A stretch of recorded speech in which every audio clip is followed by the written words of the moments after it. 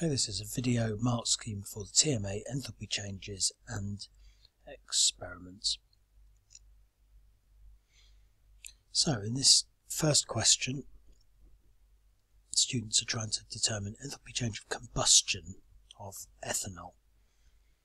So they've got a spirit burner burning underneath a copper calorimeter, copper can, with a thermometer to record the temperature change. You've got some data just here. First question, calculate the energy transferred to the water, and they give you the specific heat capacity of 4.18 joules per gram per Kelvin. So we need to use our equation. Energy equals mass of water times, I'll just write SHC, specific heat capacity, times delta T. So that's the change in temperature, equals, well, let's go up here, mass of water in calorimeters, so that's 100 grams, times the specific heat capacity, 4.18, and the change in temperature, well, you have to calculate that.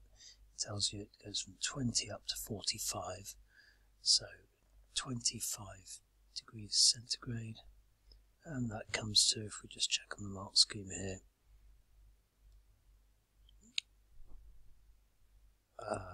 here we are, 10,450 joules.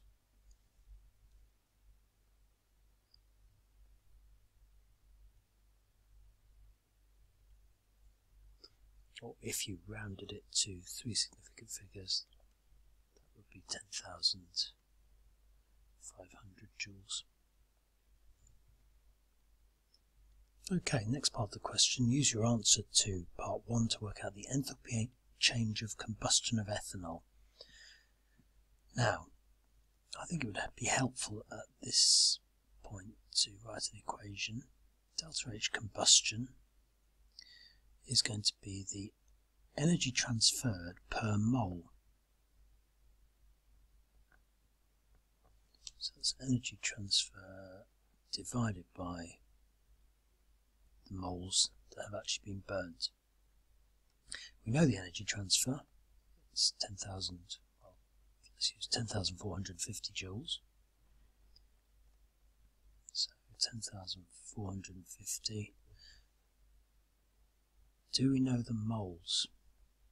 Well, we don't yet, so that's the next thing we need to find out. So what data have we got? Well, we've been given the MR of ethanol, and let's have a look up at the data here. Right, mass of spirit burner at the start, mass of spirit burner at the end, and if you notice there, it's actually gone up by 1.20 grams. It's gone from 42.36 to 43.56. So do we know an equation that links the mass and the MR and the moles? Yes, we do. The moles, I should really say the amount of substance in moles, equals the mass of substance in grams divided by the MR. So that's 1.2 grams divided by 46, and that comes to 0.026 moles. Okay, so we can put that into our equation here, 0.026. Work that out, and you should get 401.9 kilojoules per mole.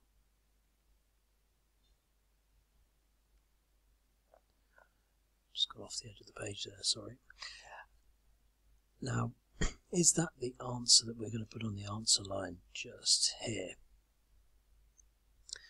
Well, let's have a look back to the question. It tells us to put the answer to 3 significant figures. We've currently got 4 significant figures, so that would round up to 402. So 402 kilojoules per mole. Is that correct? Well, it's an enthalpy change, so it has to have a sign, negative or positive. Well, in this experiment, the temperature has actually gone up. It's exothermic, so that means we need to put a minus sign. So let's look at the marking here. 1 mark for the minus sign, 1 mark for the 3 significant figures,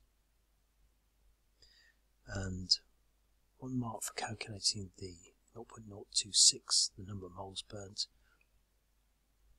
and 1 for calculating the 401.9. Do notice on the mark schemes that they often give options for the answer if you hadn't rounded it at various stages. So if you didn't round your number of moles, you'd get 400.58, which of course would round up to 401. Okay, next part of the question. The data book value shows that when 1 mole of ethanol burns under standard conditions, 1,270 kilojoules are produced, which is different to the answer that we just produced. Suggest 2 reasons why the value is different. Well, here's the mark scheme. The first, probably the most obvious answer, is heat losses. In our calorimeter, much of the heat that's produced has been lost into the surrounding air, and lost into the calorimeter itself, lost into the screens around it. So always good bet, heat losses. And 1 mark for that.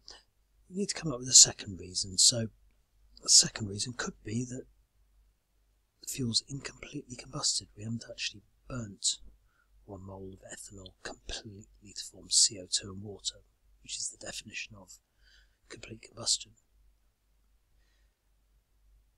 Third one, actually, here, the third mark could be for heat loss to the calorimeter itself. Some of the fuel may have evaporated and actually not been burnt, but the mass of the colour of the spirit burner would still have gone down.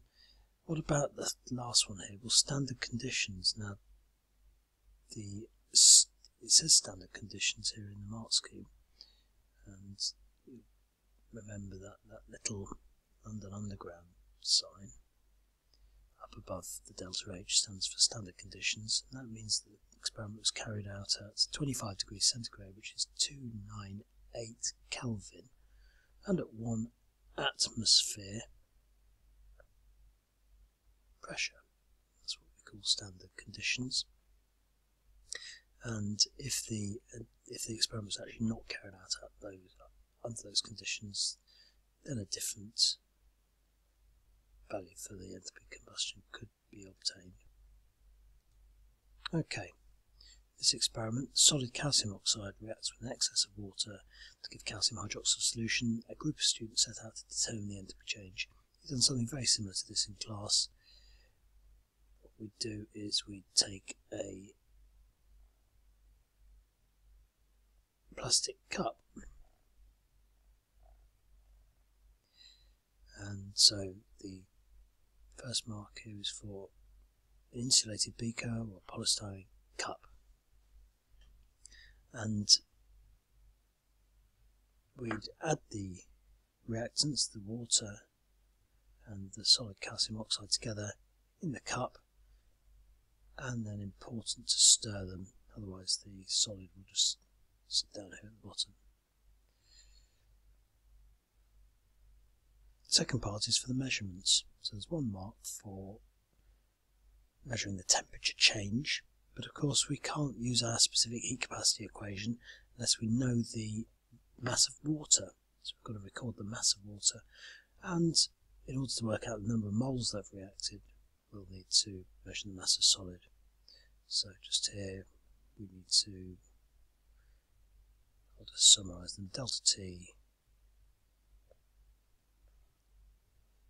mass of water, and of course mass of solid. Okay, let's have a look at this last question. So, power stations generate electricity by burning fuels such as natural gas, coal or oil. Coal is used as a fuel. The student decides to investigate in the laboratory the heat transferred when using coal to heat water, and the student's results set out below. So, this is the bit we're looking at. We're also given the energy transfer equation, which is useful. So, calculate the energy transferred in kilojoules to the water for the mass of coal the student burned. Okay, next question. Read through all this. We're basically burning some coal and measuring the temperature change. And the temperature has changed from 18 to 38, so it's gone up by 20 degrees centigrade. How much coal have we burnt? From 20 down to 18.80, so that's 1.2 grams of coal burnt. First part of the question says calculate the energy transfer, so we'll just use the equation we've already got here. The energy transfer, let's just put E for that. Mass of water, checking up here, was 200 grams, times 4.2 is the value they've given us just here, times the temperature change, which was 20, and that comes to 16,800 joules. Look on the answer line, it's well, I've copied on top of it unfortunately, should be kilojoules, so that would be divided by 1,000, 16.8 kilojoules. Okay, next question, calculate the maximum energy that could be released from burning this mass of carbon. Okay, we're given the enthalpy change of combustion, so let's just remind ourselves of what that means. Delta H combustion equals the energy released divided by the moles. We want to calculate this, and we know that, we can work out the moles. Checking back up here, it was 1.2 grams. So, moles equals mass over AR equals 1.20 divided by the relative atomic mass of carbon, which is 12, equals 0.1 moles. So, over here we've got delta HC, so that's 394 equals energy divided by 0.1. So, energy equals 39.4 kilojoules. Just checking up in the answer here, it actually asks us to round that to two significant figures, which would be 39 kilojoules. Okay, last question. What percentage of the maximum possible energy was transferred to the water in the student's experiment? The efficiency. Okay, well, 16.8 kilojoules were transferred.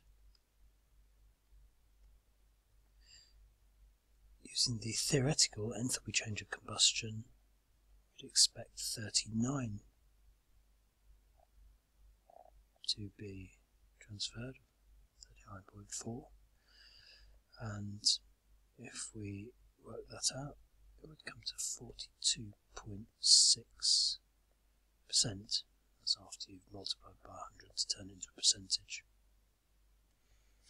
If we use the unrounded figure there, 39, we'd have come to 43%.